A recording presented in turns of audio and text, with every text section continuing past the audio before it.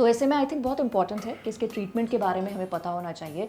तो अब इम्पॉर्टेंट सवाल पे आते हैं कि इसका मेडिकली अगर मैं बात करूँ तो कितने तरह के ट्रीटमेंट्स अवेलेबल हैं?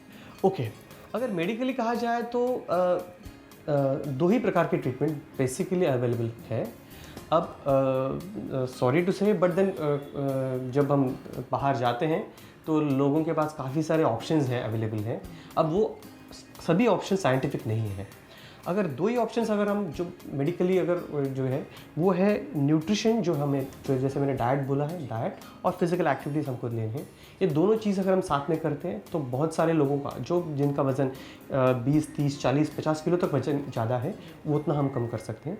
लेकिन जो पेशेंट जिनका वज़न 50 किलो से भी ज़्यादा है और उन्होंने ये पहला प्रयास किया हुआ है, काफ़ी साल प्रयास किया हुआ है और उनको ये ट्रीटमेंट की वजह से या ट्रीटमेंट किसी कारण वजह से वो कर नहीं पाते हैं, जैसे कोई प्रॉब्लम है, हेल्थ की इश्यूज़ हो, जैसे इसकी वजह से वॉक नहीं कर पाते हैं या फिर किसी और वजह से वो डाइट इतनी ज़्यादा दिन कर नहीं पाते, साइकोलॉजिकल प्रॉब्लम है या कुछ है, और ऐसी बीमारी है जैसे 50 किलो वज़न ज़्यादा है जिसकी वजह से उनको सांस की तकलीफ है या फिर कुछ हेल्थ हज़ार्ड्स होने के ज़्यादा चांसेस है, फिर डायबिटीज़ बहुत ही कंट्रोल में नहीं है।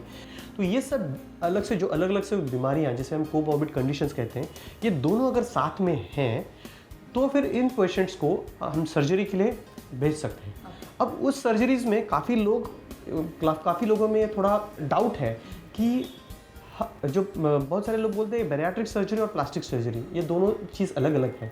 बहुत सारे लोग प्लास्टिक सर्जरी के चले जाते हैं कि जिसकी वजह से वो वहाँ पे एक जो भी एक साइड का फैट है वो निकाल के लेते हैं और वापस वो उनको लगता है कि अब मेरा वजन कम हो गया, तो वो नहीं है। ओबेसिटी की जो सर्जरी है वो बैरियाट्रिक सर्जरी है। वो बैरियाट्रिक सर्जरी है कि जिसमें अलग सर्जरी है, वो सिर्फ प्लास्टिक सर्जरी जैसे नहीं है। अच्छा, लेकिन ऐसे बहुत सारे लोग भी हैं जो बहुत सारी बीमारियों में, खासतौर से अगर सीनियर सिटीजन्स की बात करूं, तो घरेलू नुस्खे जो हैं या घरेलू उपाय वो अपनाते हैं। तो क्या ओबेसिटी के मामले में भी ऐसा कुछ है कि कोई घरेलू नुस्खा काम आ सकता है? या अभी घरेलू नुस्खों में अगर बताया जाए तो बहुत सारे एक शॉर्ट टर्म फ़ायदे हो सकते हैं, मैं बोलता हूँ, लेकिन उसके लिए बहुत ज़्यादा उसके ऊपर डिपेंडेंट नहीं रह सकते।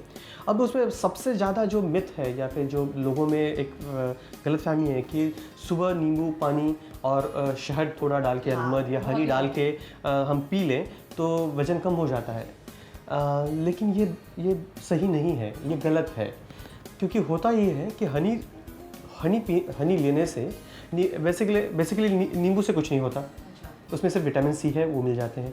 पानी से तो कुछ उसमें कुछ कैलोरीज होते हैं या नहीं होते, वो पानी की वजह से वो नहीं होते, और पानी की वजह से कभी वज़न कम होना या बढ़ना कोई संभव नहीं है। अब रही बात हनी की, हनी पीने की वजह से होता यूँ है कि हमारा थोड़ा सा जीआई ट्रैक्ट थोड़ा फुल जाता है और फिर हमें ज़्यादा भूख नहीं लगती। तो हम ब्रेकफास्ट से पहले वो लेते हैं और जिसकी वजह से ब्रेकफास्ट में भूख नहीं लगती। अब ब्रेकफास्ट में भूख नहीं लगती, इसकी वजह से खाना कम हो जाता है थोड़ा ब्रेकफास्ट में, और फिर होता यूँ है कि वो कम खाने की वजह से हमें हल्का लगता है। फिर शाम तक लेकिन वापस भूख लगनी चालू हो जाती है और आदमी फिर शाम में वापस ज़्यादा खाना खाता है और फिर उसका वजन वैसे ही रहता है, फिर बढ़ जाता है।